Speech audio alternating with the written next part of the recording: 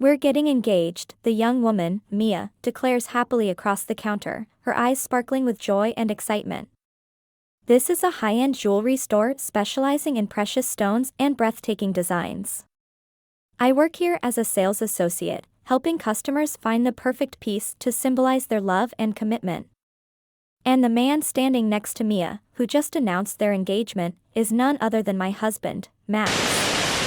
When we first met, I was instantly drawn to Max's bright smile and reliable demeanor. He had a way of making me feel safe and cherished, and I knew I wanted to spend the rest of my life with him. But about 6 months into our marriage, things started to change. Max began taking more business trips and working late nights at the office. I tried to be understanding, telling myself that he was just working hard to provide for our future, but deep down, I couldn't shake the feeling that something wasn't right. And then, on this fateful day, my worst fears were confirmed. Max walked into the very store where I was filling in for a colleague, arm in arm with a young woman I had never seen before. Even though it was just a coincidence, seeing Max with another woman felt like a punch to the gut. My vision blurred and my heart raced as I tried to process what was happening. An engagement ring? What did this mean? In an instant, all the trust and love I had for Max, all the happy memories we had shared, shattered into a million pieces right before my eyes. I'm so adored by him, Mia gushed to me, completely oblivious to the fact that I was Max's wife. He calls me multiple times a day, always picks me up and drops me off when we go out, and buys me anything I say I like. I'm so loved, I feel like the luckiest girl in the world. As Mia went on and on about how wonderful Max was, I couldn't help but think about all the times I had wondered why our savings weren't growing as fast as they should have been, given Max's salary. Now I knew the answer. He had been lavishing his mistress with gifts and attention, all while neglecting his own wife. Max, meanwhile, had finally noticed my presence and was shifting uncomfortably from foot to foot, his face twisted into a guilty grimace. Fighting back the urge to scream or cry, or both, I somehow managed to plaster on my best customer service smile and speak in an overly cheerful voice. Is that so? Congratulations! If you're looking for a diamond engagement ring, we have some stunning new designs in this display case over here. Then I turned to look directly at Max, my gaze unwavering as I continued, and for you, sir, I have a special recommendation. When Max saw what I was holding out to him, the color drained from his face, and his mouth began to tremble. I felt a bitter laugh bubbling up inside me, so different from the fake smile I had been forcing. Because what I had thrust in front of Max's face was a divorce certificate application, already signed by yours truly. Just add your signature here, and our divorce will be finalized. Feel free to go and be happy with your little side piece. My name is Eva, and I'm a 29-year-old woman working at a well-known jewelry store. The store where I work carries a wide variety of accessories, and the interior is always clean, bright, and glittering with promise. Customers come in searching for the perfect piece adorned with rubies, sapphires, pearls, opals, and more, each one hoping to find something that will make them feel special and loved. Whether they're shopping for an anniversary gift or a little treat for themselves, everyone's face lights up when they see our beautiful selection. But the one thing that outshines everything else in the store? The diamonds, of course. Delicately cut and set into stunning rings, they sparkle and shine from their prime location in the center of the showroom, drawing every eye with their timeless beauty and elegance. And of course, most of the customers who come in to buy these stunning pieces are couples in love or newlyweds, their eyes shining with anticipation and joy. Watching these happy duos choose their perfect symbol of commitment, make their purchase, and walk out hand in hand, their faces glowing with excitement, it's impossible not to feel a swell of vicarious happiness. Selling sparkle and bliss, that's what this job is all about, and I take great pride in what I do. As for my own love life, well, I've always been so captivated by the allure of working in a jewelry store that romance has taken a bit of a back seat. Day after day, I'd watch the lovers and spouses who came into the shop, feeling pangs of longing. But the more I threw myself into my work, the less time I seemed to have for putting myself out there and finding my own special someone.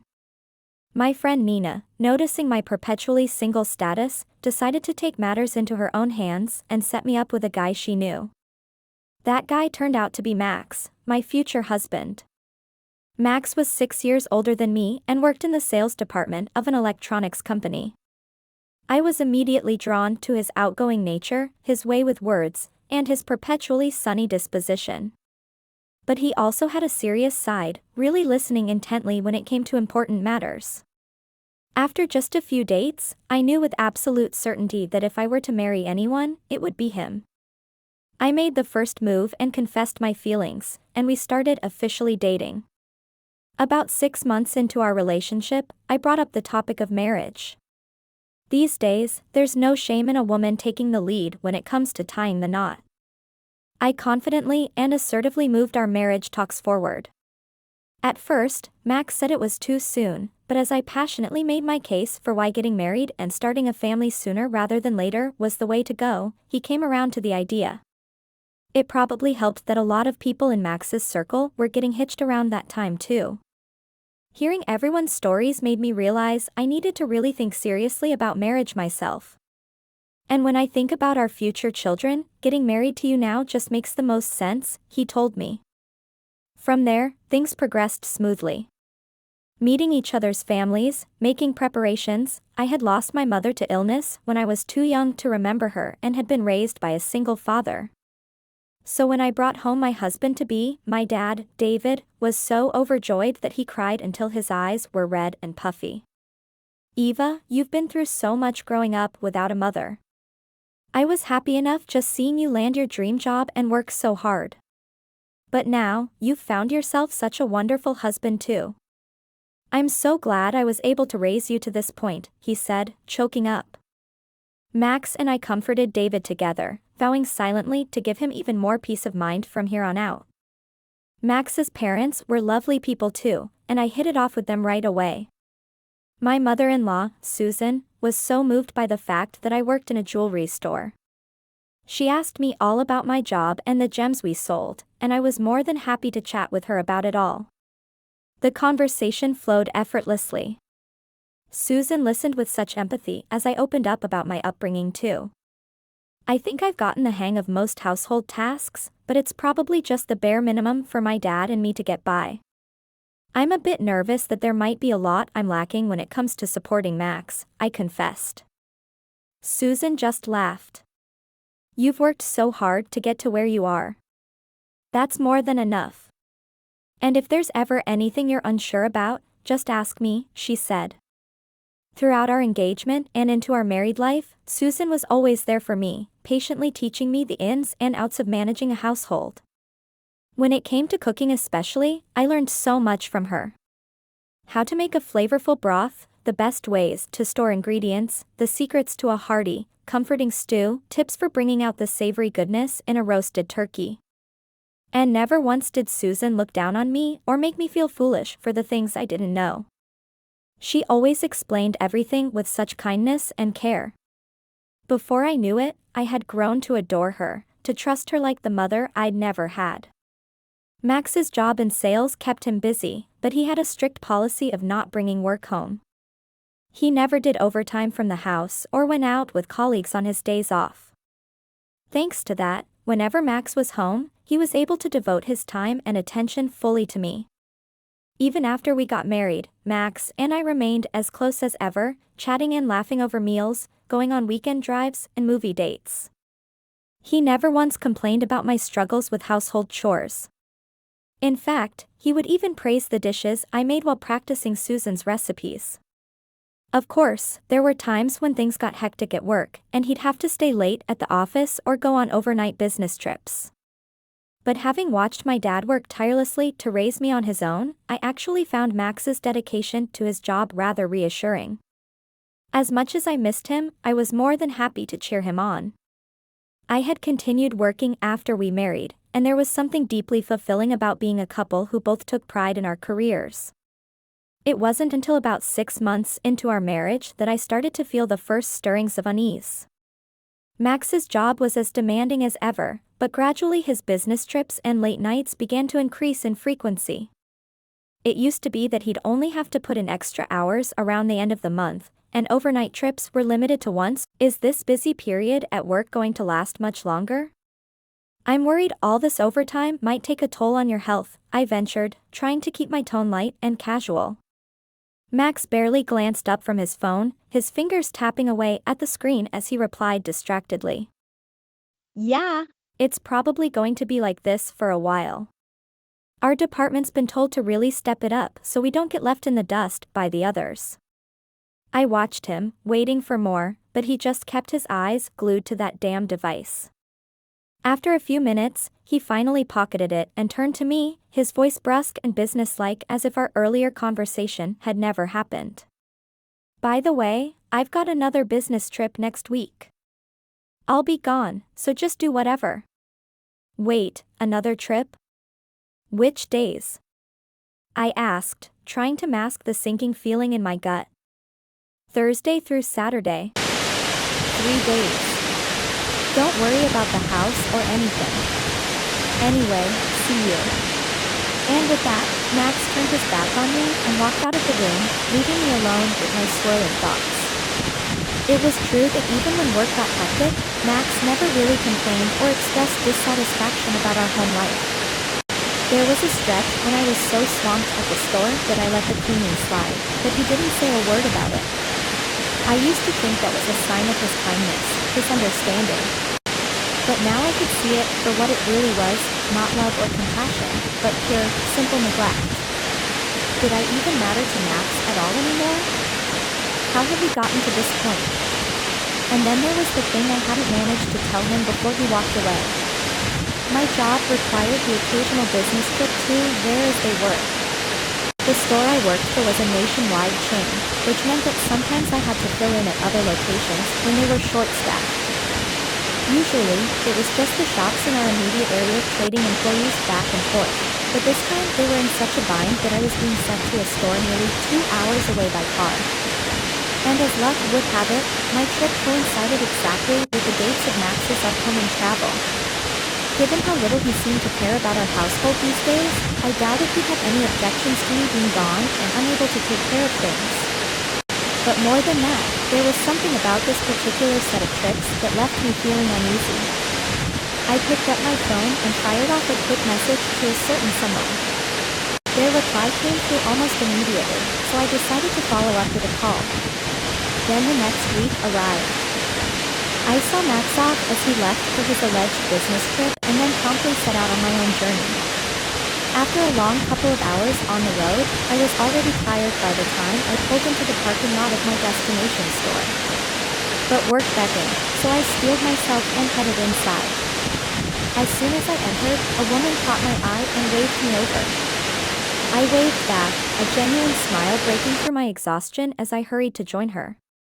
She worked at this particular branch. We'd actually started at the company around the same time and had gone through training together. Her name was Nina. When I found out I'd be traveling here, I'd reached out to see if we might be on the same shift. And on the very day Max had informed me of his own upcoming trip, it was Nina I'd called up to discuss a hunch that had been nagging at the back of my mind. Nina wasn't just a colleague, she was a true confidant, the kind of irreplaceable best friend you could turn to for advice and heart-to-hearts about anything and everything.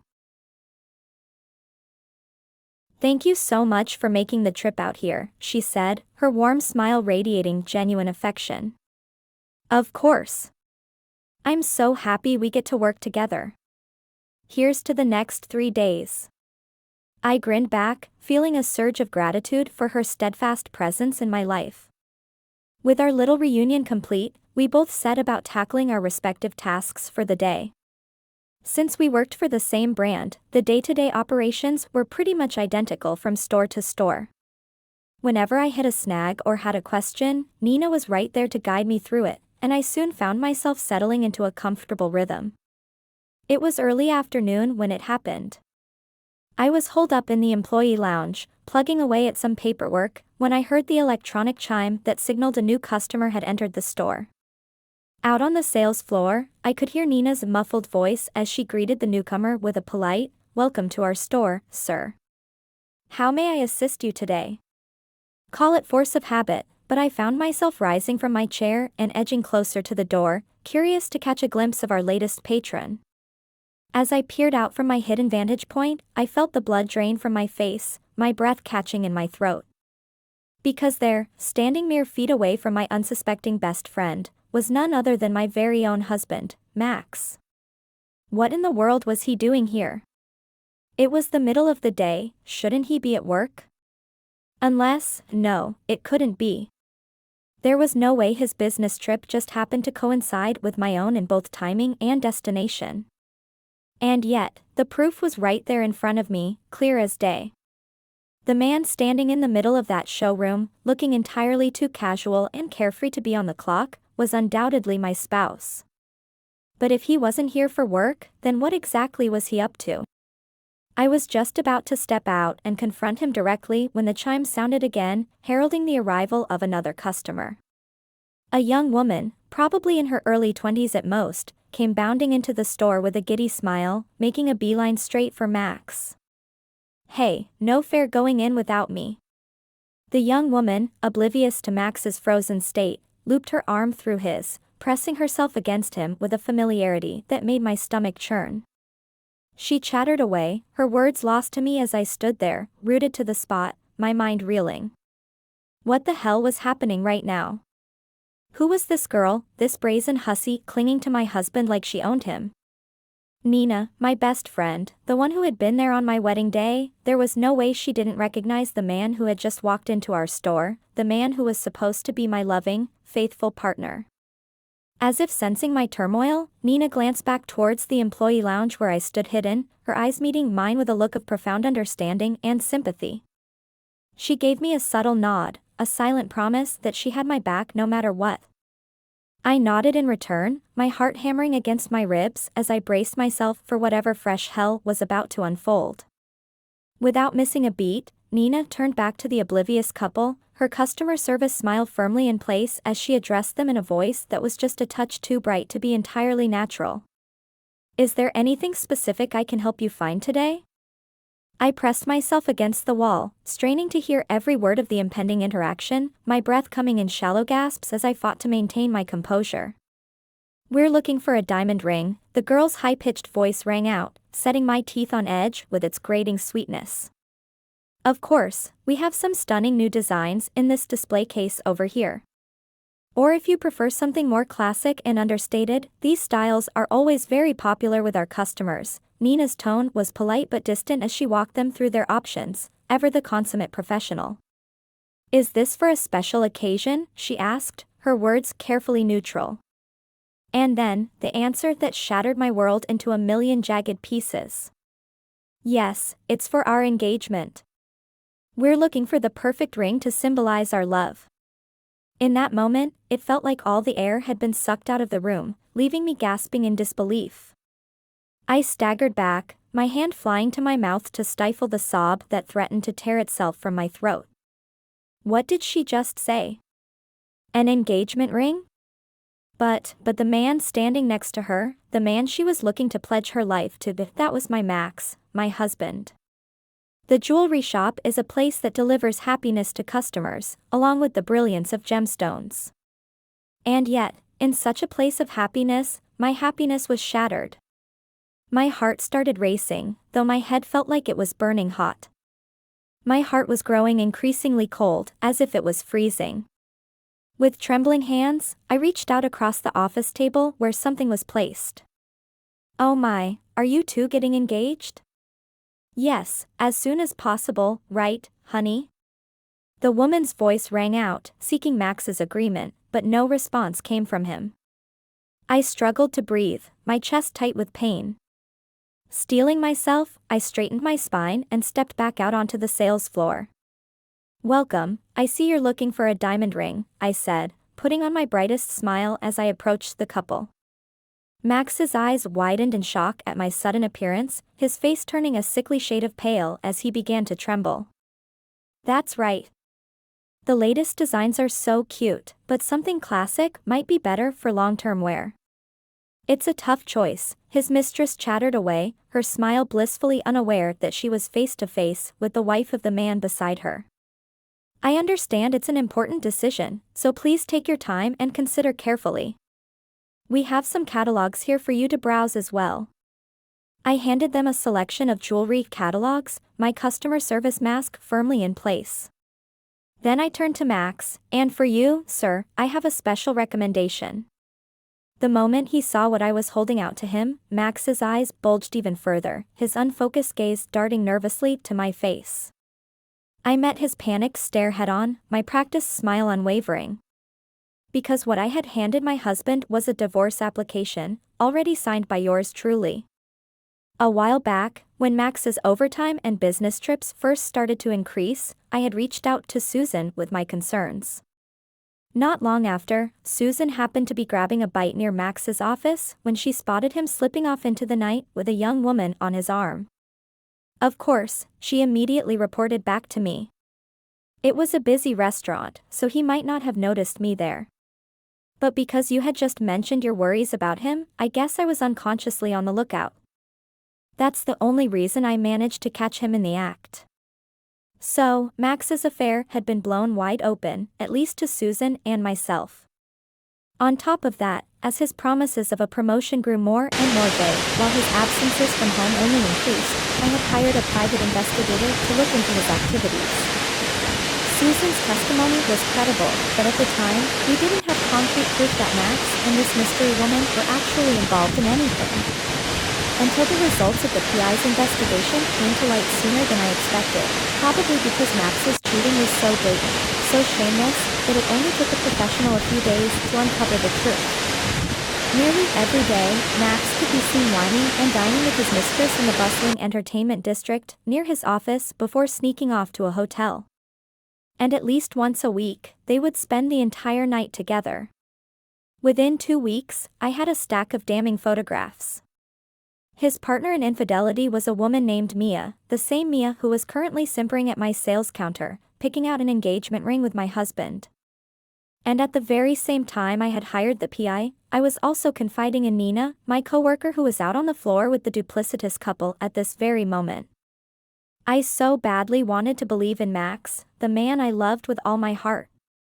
Nina had initially been supportive of that desire, doing her best to soothe my worries. But everything changed when the results from the private investigator came in. I sobbed into the phone, shocked to my core, as Nina tried to comfort me, even as she made no attempt to hide her fury towards Max. Cheating on you with some mistress?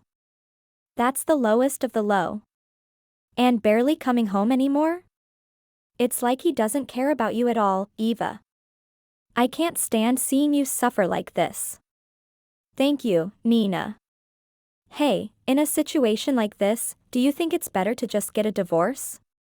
My heart felt like it was being ripped in two as I posed the question. Nina was silent for a moment before replying slowly, "It's your life, your decision. I don't want to push you into anything, but if you're asking for my honest opinion, I think you should leave him, Eva. You're a gorgeous, talented, and amazing woman. You could find someone so much better in a heartbeat. You really think so? Thank you for listening and for being there for me." Nina had reassured me then that we would get together soon for a long heart-to-heart. And as luck would have it, not long after, I was assigned to help out at her store for a few days. Since Max never told me where his supposed business trips were taking him, running into him here had been a complete— Who is this woman, and what's this about an engagement ring? I've had my suspicions about your recent behavior, but I never thought I'd stumble upon such blatant evidence of your cheating. Well, this clinches it. I need you to sign these papers, Max. I was no longer wearing the mask of a smiling saleswoman, but the face of a wife confronting her husband's infidelity. Max shook his head vehemently, his lips trembling. What the hell are you talking about? Divorce papers? I just happened to stop by this store for work. This woman is just a colleague here on business. Accusing me of cheating based on that? You're way out of line. His composure slipping, Max tried to cover his tracks with angry bluster. I'm not out of line at all. I have even more evidence of your affair with Mia. I started to retort, but Mia cut me off. Wait, are you his wife? Oh my god, what a crazy coincidence. Wow, you look kind of old and tired, huh? Mia flashed me a smug grin, clearly relishing the chance to throw me off balance as she prattled on. I know this must sting, but we're seriously so in love. He calls and texts me constantly, always picks me up and drops me off when we go out, buys me anything I even hint at wanting. I'm totally spoiled rotten. He worships the ground I walk on. She gushed about how adored she was, her voice dripping with self-satisfaction. I could only glare at her in disgust and disbelief. Max shifted uncomfortably, his expression strained. You know how men only truly adore one woman in their whole life. Obviously, he's going to choose a young, sweet thing like me over some near 30 hag. Wait, just wait a minute. Max interrupted his gloating mistress, his voice raised. Eva, hang on. She's got it all wrong. She's just a coworker, save it. I want nothing more to do with you. Sign the damn papers, and get out of my life. With that, I handed him the pen. And as he took it in his shaking hand, I turned my back on the two of them, my heart breaking into a million pieces as I walked away from the life I had thought was mine. Max's desperate protests faded into the background as I walked away, my resolve hardening with every step. When I reached the office door, I turned back to see Mia's smug grin falter, replaced by confusion and dawning horror as she realized the gravity of the situation. Max, on the other hand, looked completely defeated, the pen in his hand trembling as he hesitated over the divorce papers. You heard her, Max, I said, my voice steely and unwavering. Sign the papers. Max's shoulders slumped, and with a shaky breath, he finally signed his name. The moment the ink hit the paper, I felt a surge of relief, a weight lifting off my shoulders. It was over. The man who had betrayed me was now nothing more than a painful chapter in my past. Without another word, I turned and left the office, my heart pounding with a mixture of sorrow and liberation. As I walked back onto the sales floor, Nina met my gaze, her eyes filled with understanding and support. She knew what this moment meant for me, and her presence was a comforting reminder that I wasn't alone in this. Are you okay? Nina asked softly as I approached her. I will be, I replied, my voice steadier than I expected. Thank you for everything, Nina. I couldn't have done this without you. Nina gave me a small, encouraging smile. You're stronger than you think, Eva. And remember, you deserve so much better than him. I nodded, taking a deep breath. I know. And now, I'm ready to move on. As I left the jewelry store, I felt a sense of closure washing over me. The future was uncertain, but it was also full of possibilities. I had lost someone I thought I loved, but in the process, I had found my own strength and resilience. Back at home, I sat down with a cup of tea, reflecting on everything that had happened. It was painful to think about the love and trust that had been shattered, but I knew that I had made the right decision. For too long, I had allowed myself to be deceived and mistreated. Now, it was time to reclaim my life and focus on my own happiness. A few days later, Nina called me to check in. How are you holding up? She asked. Better than I expected, I replied honestly. I've been taking things one day at a time, but I feel more at peace now. I'm glad to hear that, Nina said warmly. Remember, if you ever need to talk or just want to hang out, I'm here for you. Thank you, Nina. That means a lot to me. As we hung up, I realized how fortunate I was to have such a supportive friend. Nina's words of encouragement had given me the strength to face my fears and take control of my life. Over the next few weeks, I focused on healing and rebuilding. I spent more time with friends, explored new hobbies, and even started planning a solo trip to a place I'd always wanted to visit. It was a journey of self-discovery, and with each passing day, I felt more empowered and confident. One evening, as I was packing for my trip, I received a text message from Max. My heart skipped a beat as I hesitated before opening it. Eva, I'm so sorry for everything.